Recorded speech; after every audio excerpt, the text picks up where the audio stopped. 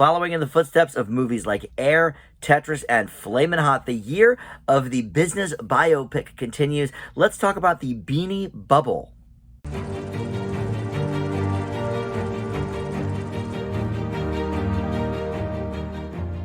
Hey guys, Dan here. This is Dan Reviews It. Welcome to my spoiler-free review for the new film, The Beanie Bubble. This is available right now to stream on Apple TV Plus.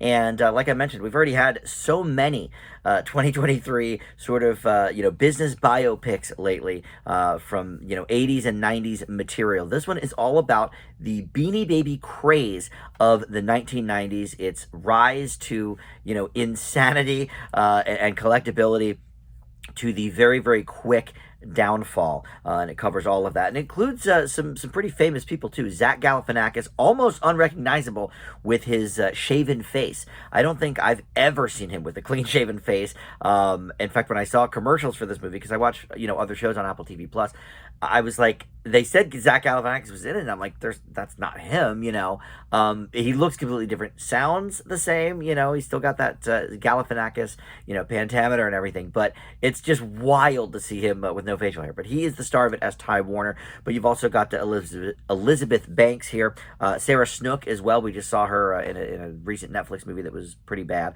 and Geraldine Viswanathan is rounding out the cast here. Before we get into the specifics of this movie, let me welcome you into Dan Reviews It. Thank you for finding this video. We've got a ton of great reviews for you to check out on the channel. I try to post something new just about every day for you, and you can check out my other reviews for this sort of subgenre of movies in 2023. I have not seen Blackberry yet. That was a limited release, so still waiting for that one to maybe come to a streamer or something. But I have reviews for Air, Tetris, Flamin' Hot. Those are all up there. All right, so let's get into the Beanie Bubble. I was kind of aware of this whole thing because I was born in 77. I was in high school in the early 90s and in college in the late 90s. That was sort of all around like the mid 90s is when this beanie craze really took off. And I was actually working at McDonald's when we had those mini beanie toys that the phrases went like hotcakes. We at McDonald's did sell hotcakes, but not very well. But I remember vividly the insanity over us getting those little mini Beanie Baby toys in, because I was working there at the time. So and then there was a part of this movie that talks about that, so that one hit home for me. But anyway, so Galifianakis does play Ty Warner, like I mentioned, and this is an interesting sort of biopic in its depiction up top, because, and I think certain biopics are sort of leaning in this direction now, especially if it has a more comic bent to it, like this one seems to want to. I don't know that it always hits, but I think they're going for comedy in some of the parts. But up front it says, something to the effect of, this story is so crazy, we can't make it up, and then there's other parts that we did make up.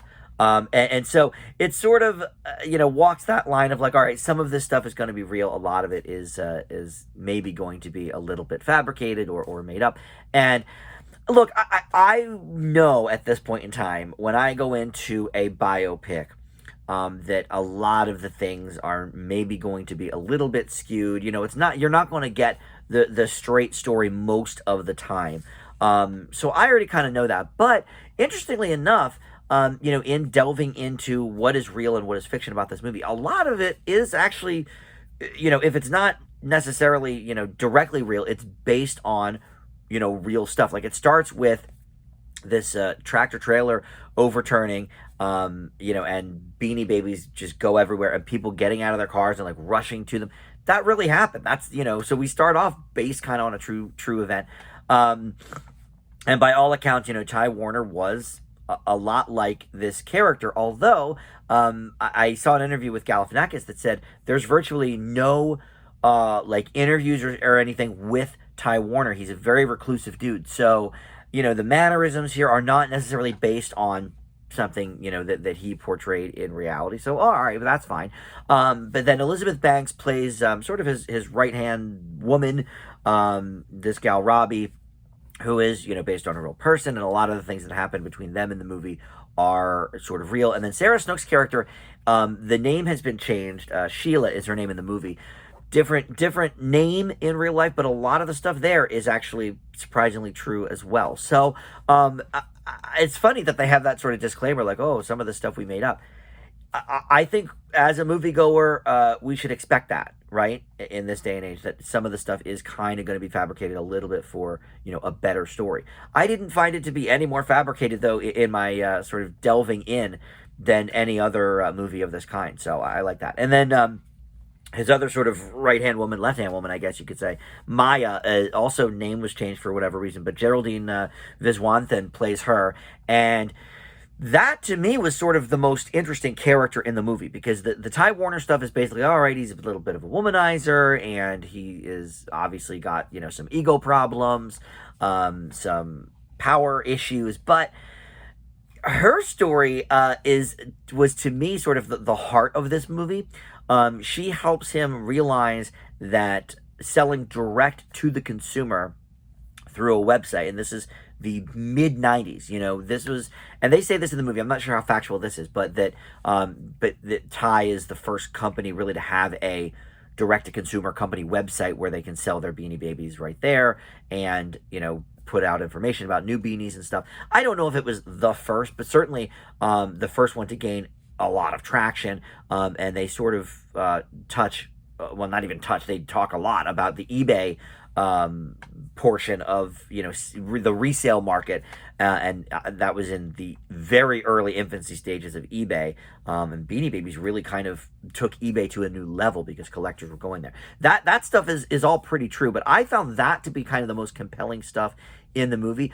All of the other stuff with Ty specifically, and the two women, and the Sarah Snook character especially, like I see why it's important to the story, because a lot of it is real, and one of her daughters sort of named the one one of the early Beanie Babies and wrote the little poem for him, or what have you. But okay, like, it's fine, but that stuff is all so generic.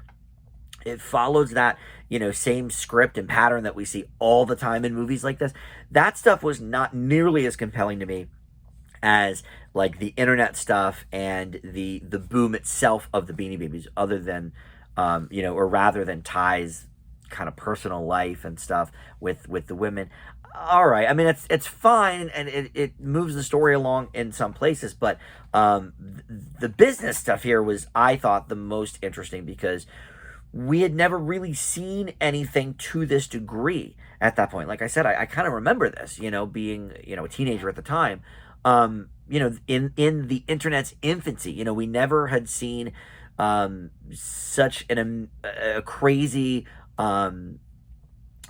cultural touchstone. Everybody was trying to, amass these, and that I don't remember seeing, and I would have liked them to dive a little more deeply into that portion. As for the performances, they're fine. Again, Galifianakis kind of, throwing me off with the clean-shaven face, but that was representative of who Ty Warner was, or is, maybe. I don't know if he's still alive. Elizabeth Banks, fine. But they did not lean quite as heavily into the comedy as I think they were trying to. Like, it seemed like a more, kind of lighthearted story in some places, but I didn't quite get the humor part of it. So look, this is a middling affair for me. Definitely some good qualities, but among the worst of all these 2023 business biopics. I leave the Beanie Bubble with a C. All right, thank you for watching. We'll see you next time on Dan Reviews It. Bye.